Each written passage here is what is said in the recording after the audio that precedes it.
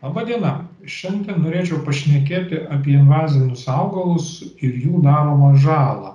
Šiek tiek paaiškinti terminus, papasakoti, kokios rūšys yra pavojingiausios ir kaip kiekvienas mūsų gali prisidėti stabdydamas invazinių augalų plitimą. Invaziniai augalai grėsmė natūraliai florai. Reikėtų tikriausiai pradėti nuo to, kad invaziniai augalai, dauguma iš jų yra svetimžemiai augalai. Bet ne kiekvienas svetimžemis augalas yra invazinis augalas.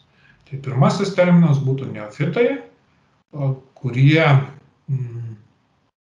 į šalį pateko po 1500 metų, bent jau taip teigia Zigmantas Gudžinskas. Na ir jie patenka labai įvairiais būdais, apie juos mes pašnekėsime kiek vėliau. Vienas iš tokių pavyzdžių, tikriausiai visiems gerai žinomos, balieras, kuris į Lietuvą pateko 16 amžiaus iš Azijos ir tikriausiai jau niekas net neįtarė, kad jis yra ne mūsų vietinės floros augalas, tiesiog tai istorija yra labai labai sena. Bet yra ir senesnė istorija. Prie svetimžemių augalų grupės priskiriami ir iki 15 amžiaus pabaigos dėl žmonių veiklos patekę augalai. Dauguma archeofitų sudaro dirbamuose laukuose augančios piktžolės. Jos iš pietų Europos, Viduržemio jūros regiono ar pietvakarių Azijos. Plito ir įsigalėjo kartu su žemdirbystės plėtra. Dauguma archeofitų yra puikiai prisitaikę augti dirbamuose laukuose arba tam tikrų kultūrų augalų pasėliuose, bet neretai įsikuria dykvietėse, pakelėse ar kitose vietose, kuriuose suardyta ar pažeista vietinių augalų danga. Pavyzdžiui, ruginės dirsės, kurių grūdai labai panašus į rugių grūdus, dažniausiai auga rugių ar kitų žemkenčių pasėliuose. Kai kurie archeofitai, spėjama, buvo auginami maistui. Vienas iš tokių paprastasis pastarnokas.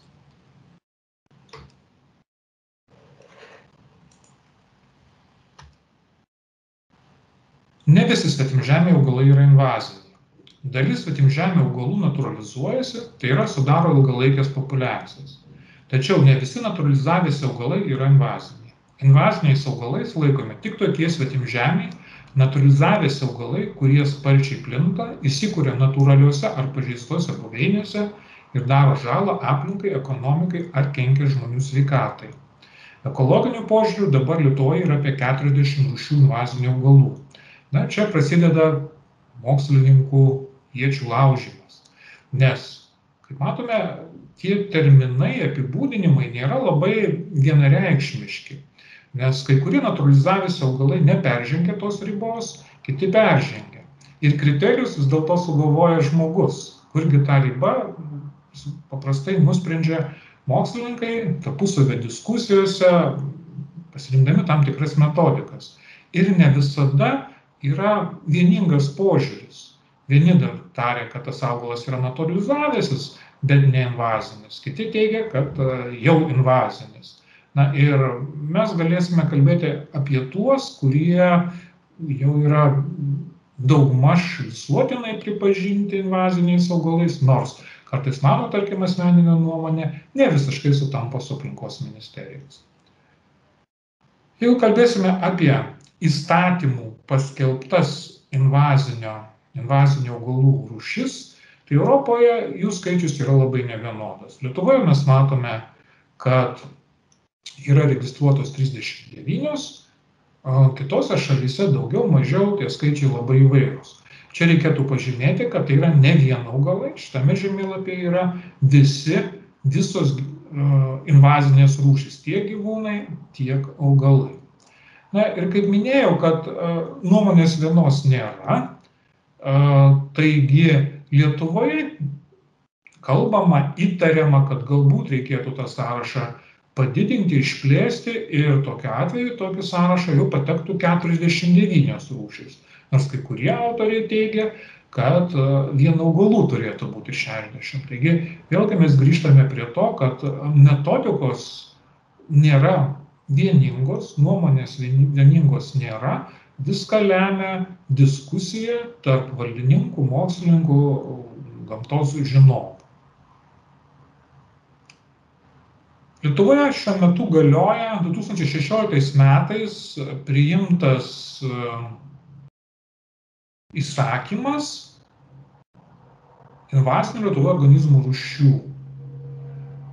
Ir jame yra 18 magnolijų, taigi 18 augalų rūšių.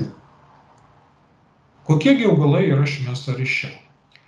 Na, tikriausiai visiems gerai žinoma Sosnovskio barštis, galbūt ne visiems matyta kasdienybėje kanadinė lodėja, rašutelapis erškėtis, vėlyvoji ieva, muilinė guboja, uosialapis klevas, varpinė medlieva, ilgakotis lakišius, gausialapis lubinas, didžioji rykštenė su visais sinonimais, kanadinė rykštenė, aukštoji rykštenė, baltažiedė robinija, tankiažiedė rūgštynė, šluotinės sausakrumis, bitinė sprigė, smulkiažiedė sprigė, vienametė šiušelė ir dygliavaisis virkštenis. Egzistuoja dar ir Europos šalių invazinių augalų sąrašas. Tai yra sąrašas augalų, kurie yra draudžiami auginti visoje Europos Sąjungoje. Na ir pora rūšių yra, kurios kartais gali auginti pas mus nežinantis to žmonės, bet tos rūšys nėra įtrauktos į lietuvišką sąrašą, kaip pavyzdžiui Asklepija siriaka. Kaipgi patenka invazinės rūšys? Europos augalija ir gyvūnija vystėsi per milijonus metų. Kalnų virtinės, jūros ir upės tapusios natūraliomis gyvų organizmų populiacijų užtvaromis padėjo susidaryti didžiuliai biologiniai įvairoviai. Tačiau besiplečiant tarptautiniai prekybai ir visame pasaulyje didėjant judrumui, šios užtvaros buvo sugriautos. Vėlgi, jeigu kalbam apie Europą, galbūt galime kalbėti apie tokį ilgą laikotarpį, bet jeigu kalbam apie Lietuvą, tikriausiai reikėtų prisiminti ir tai, kad Lietuva istoriškai visai nesenai buvo padengta ledyno. Praktiškai visą tai, ir aišku, po ledynų jokių augalų nebuvo. Tad šiuo atveju visi praktiškai Lietuvos augalai yra atsiradę per paskutinį, sakysim taip, maždaug 10 000 metų.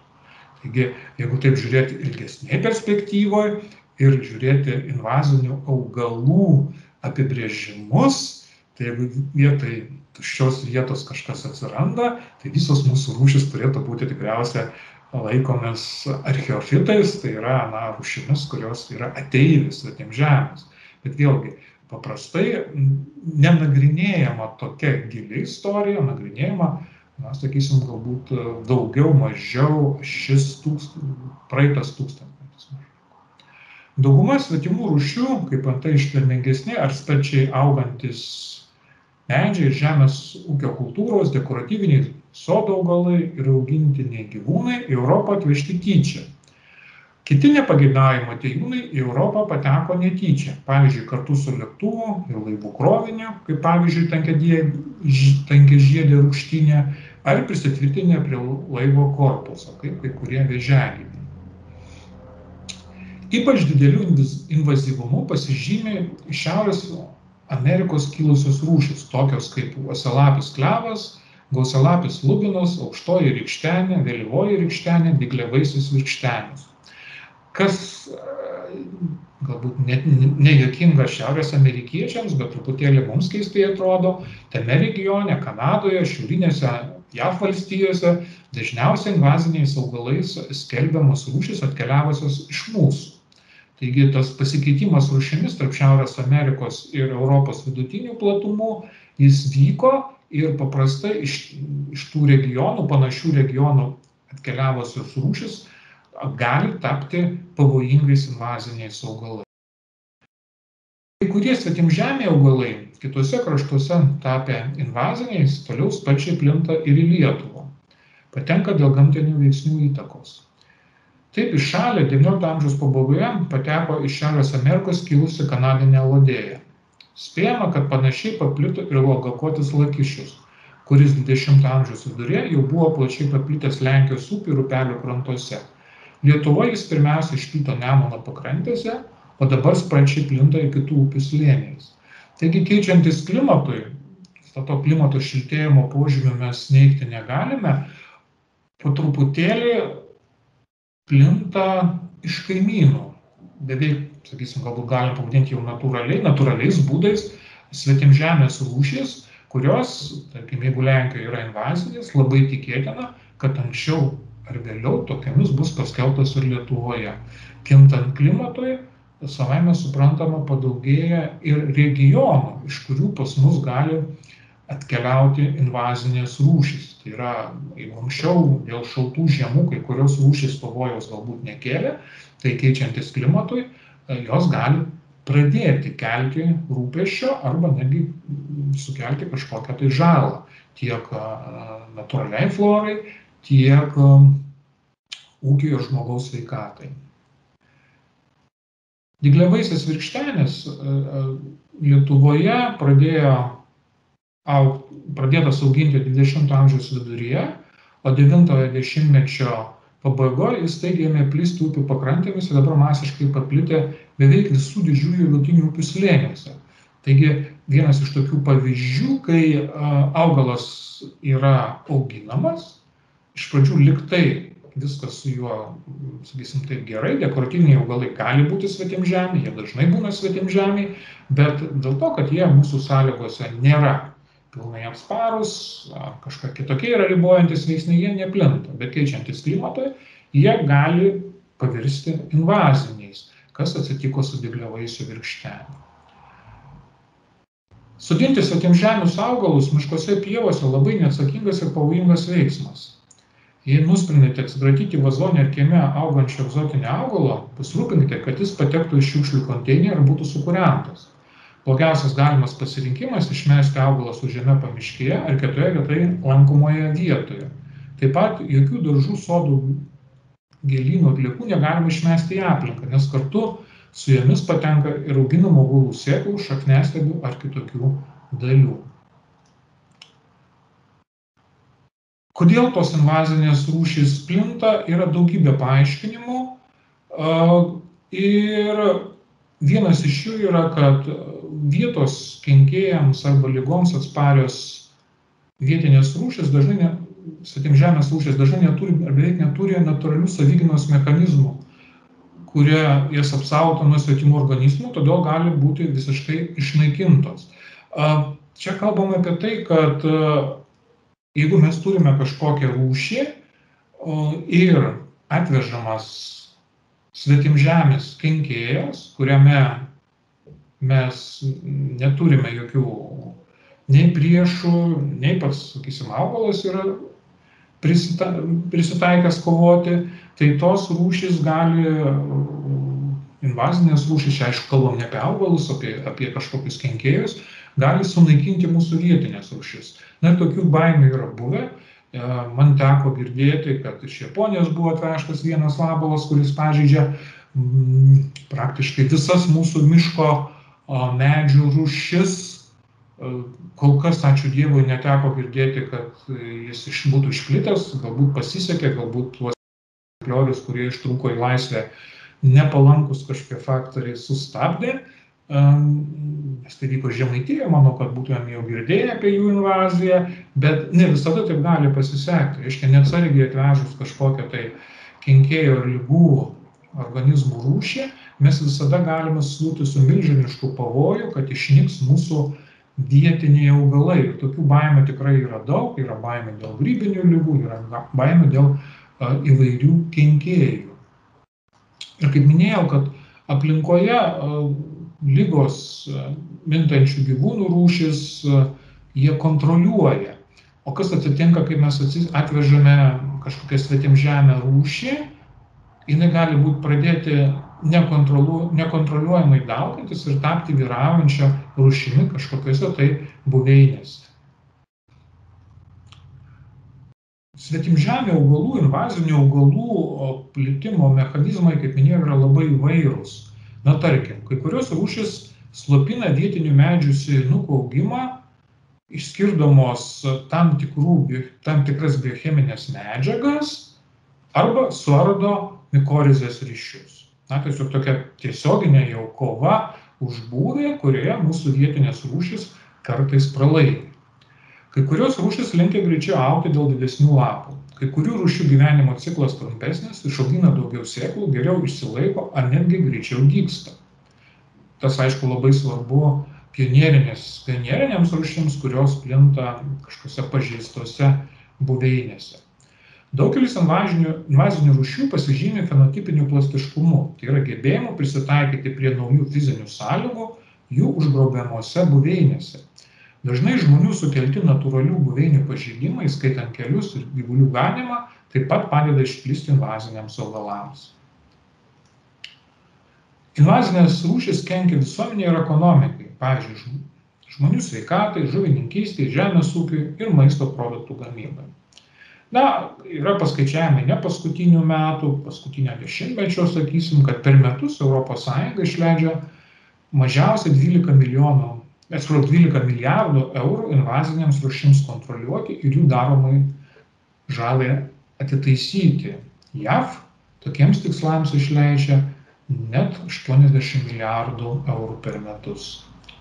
Svetimžemiai augalai greitai plisdami ir sudarydami tankius sąžalynus, sunaikinę vietinę pievų ir laukinių augaliją, taip sumažina miškų biologinį įvairovę, pakeičia kraštovaizdį. Iš lietuviškų invazinių augalų, kurie taip elgiasi, reikėtų paminėti gausialapį lubiną, sosnovskio barštį. Svetimų kraštų augalai, pavyzdžiui, sosnovskio barštis gali sukelti alergiją, sudirginti ir nudeginti odą. Tai būtų žala žmogaus sveikatai. Ir jeigu mes žiūrėsime įvairius mokslininkų tyrimus, tą žalą galima skirstyti į įvairius blokus. Ir jau kalbėti apie Lietuvoje plintančias invazinės rūšis iš paskutinių tyrimų, kur aš čia jums rodau, yra patekusi kanadinė lodėja, kuri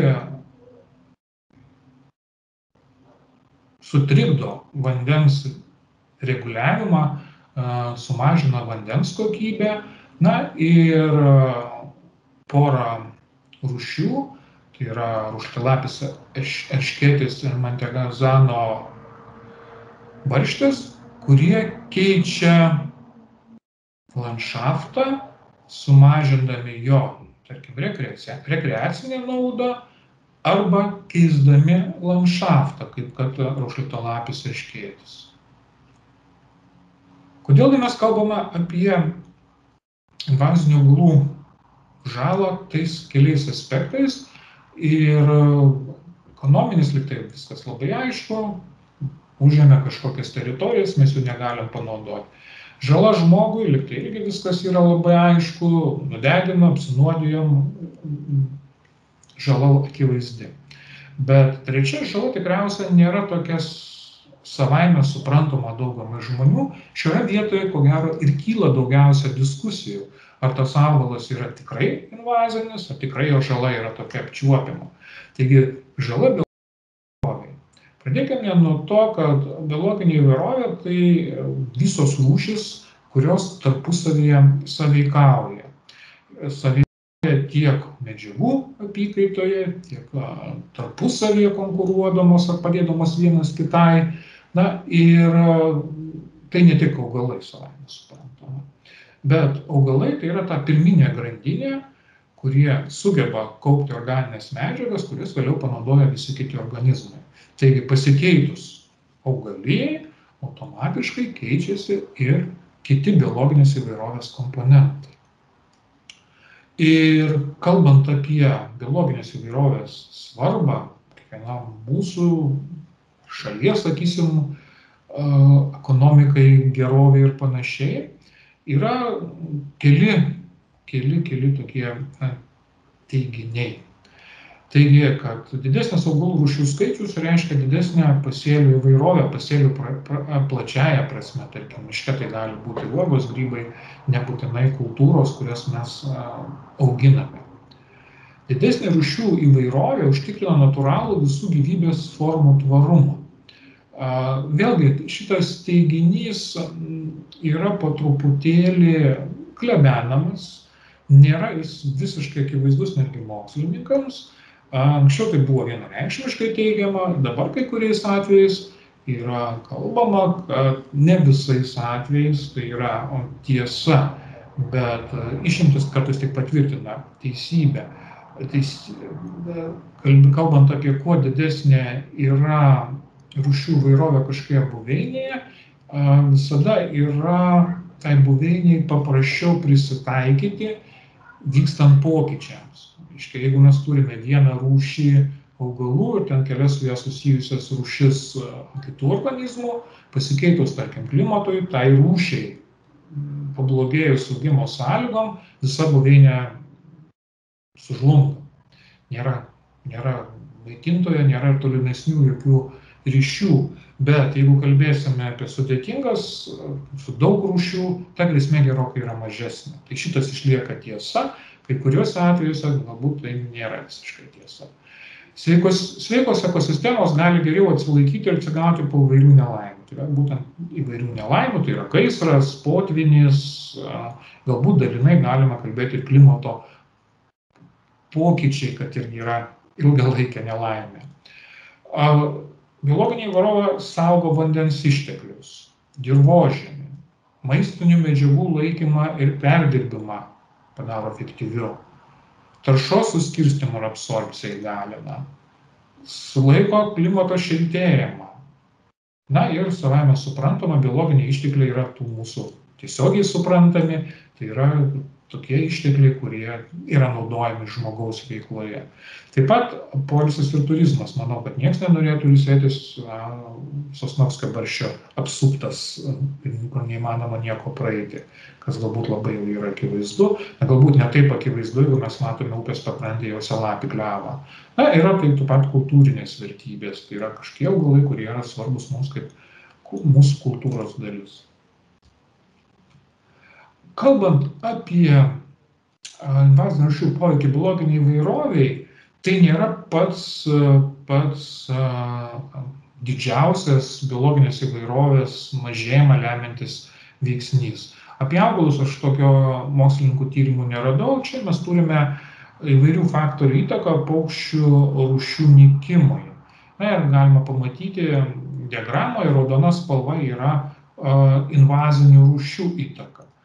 Jinai nėra milžiniška, bet jinai nėra ir kažkokia tai nematoma. Tai yra ganėtinai svarbus faktorius, bet jeigu žiūrėsime tą schemą, vis tiek žmogaus tiesioginė veikla, žemės ūkis ir akvakultūros daro daug didesnę įtaką, bet tai maždaug yra tokia pati įtaka kaip medžioklė. Reiškia, tiesioginis kažkoks tai paukščio šaudymas yra maždaug vienoda įtaka kaip invazinių rūšių įtaka. Dabar pakalbėsime trumpai apie mūsų Lietuvos oficialiai paskelbtas invazinės rūšis. Na ir pirmasis rūškialapis erškėtis, kuris iki šiol kelia labai daug diskusijų ir tai atsitiko vėlgi dėl aplinkos ministerijos sprendimų. Anksčiau mes turėjome ankstesnėme sąraše ir taisyklėse turėjome, kad rūškialapis erškėtis yra draudžiamas tik tai natūraliuose buveinėse. Paskutinėje redakcijoje kalbam apie visą Lietuvą, tiek miestus, tiek apylinkes ir netgi apie raukšlėtalapio erškėčio veisles, ko Europoje tikrai nėra. Veislės niekur nėra draudžiamos, bent jau mano žiniomis aplinkinėse regionuose. Ir sprendimas yra diskutuotinas mano požiūriu, nes raukšlėtalapis erškėtis, kaip ir dar kelios rūšys, didžiausia grėsmė biologiniai įvairoviai kelia pajūryje ar kitose kopose. Tai yra tam tikrose specifinėse buveinėse. Kitose vietose ši rūšis nėra labai pavojinga. Ir kalbant apie kitą daromą žalą, rūškialapis erškėtis kitokios daromos žalos praktiškai nedaro. Tiesiog pakeičia kopų vaizdą, tai mes turime iš vienos pusės kažkokį tai landšafto pokyčius, kas galbūt šiek tiek yra susijęs su kultūra, su rekreacija, bet kas yra svarbiausia, jis labai stipriai pakeičia kopų augalą. Tai vienareikšmiškai kopose, smėlingose vietose jis tikrai neturėtų būti auginamas, sodinamas ir pagal galimybę jis turėtų būti naikinamas, nors tai yra labai sudėtingas procesas ir labai daug reikalaujantis investicijų. Kitose vietose šiuo metu jis yra uždraustas, bet manau, kad tai lieka diskusijų objektu. Gausialapis lubinas, vėlgi žmogui, kuris nesidomi biologinė įvairovė, labai puošnus, gražus augalas, galbūt net kažkiek romantiškas, bet vėlgi pievose ir smėlynų bendrijose jis išstumia visas beveik rūšis, lieka vienintelis. Taigi biologiniai įvairoviai žala yra visiškai akivaizdi. Uosialapis klevas. Uosialapis klevas buvo sodintas specialiai, bet dėl labai gerų savybių želdintojo požiūriu, jis atsparus, greitai auga, nereiklus ir panašiai. Bet būtent tos savybės padėjo jam išplisti, kur mes visai nenorėtume. Tai yra natūralioje aplinkoje. Na ir kur jis išplinta, labai sumažėja biologinė įvairovė. Reiškia, jo gyvenvietėse rūšių įvairovė yra skurdžiausia, žolių projekcinis padengimas yra mažiausias. Na ir kodėl jis toks invazyvus, parodo šitą lentelę, kai mes kalbame apie įvairias augalo biologinės savybės, leidžiančias jam agresyviai plisti natūralioje aplinkoje, reiškia, pabėgus iš želdinių, šiuo atveju buvo sodinamas miestuose, gatvėse, skveruose, jis plinta natūralioje aplinkoje, nes mes matome, kad vanduo jį gali išplatinti, kad jis derlingas ilgai ir gausiai dera kiekvienais metais, nupjautas gausiai atželia. Na ir kitų turi savybių, leidžiančių jam greitai plisti. Kalbant apie sosnovskio barštį, vėlgi atvežė žmogus tam tikrais tikslais, medingas augalas, silose buvo manoma, kad bus naudojama.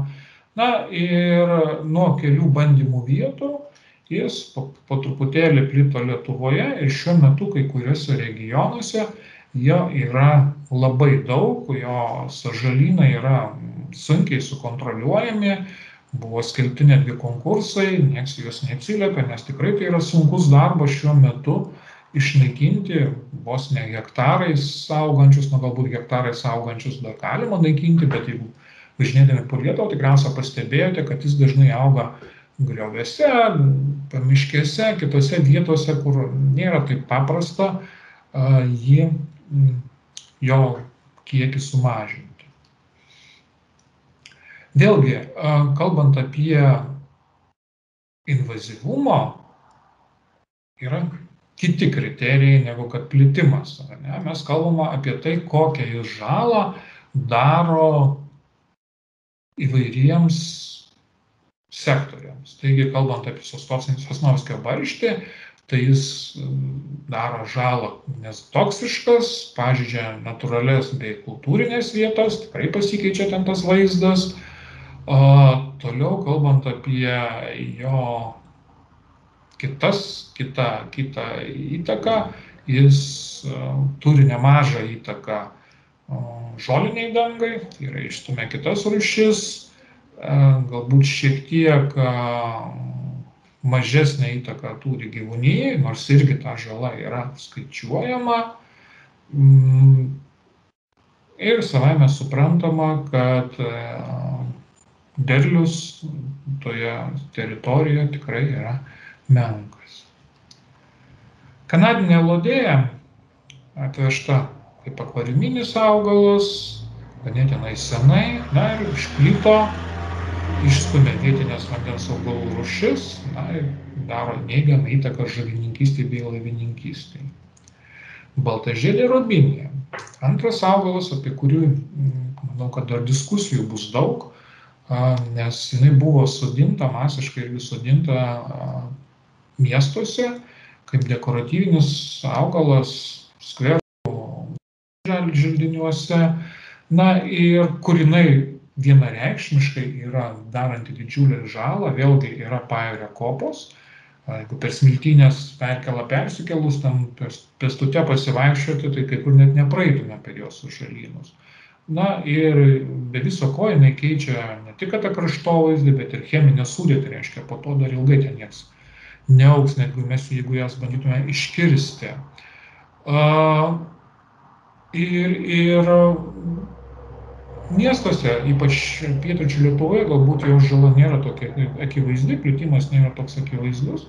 Na ir didžiausias psichologinis tikriausiai yra pavojus, nes mikrorajonuose vien jinai ir auga, seni dideli medžiai ir, tarkim, jeigu laikantis įstatymą savivaldybė juos visus iškirstų, manau, kad kai kurie mikrorajonai pataptų beveik be medžių, kas, manau, irgi yra žala, tam tikra žala žmogaus aplinkai. Taigi šioje vietoje mes turime labai diskusinį klausimą, kaip vykdyti tą įstatymą, kurį vykdyti, ar visoje Lietuvoje jis turėtų būti vykdomas vienodai griežtai.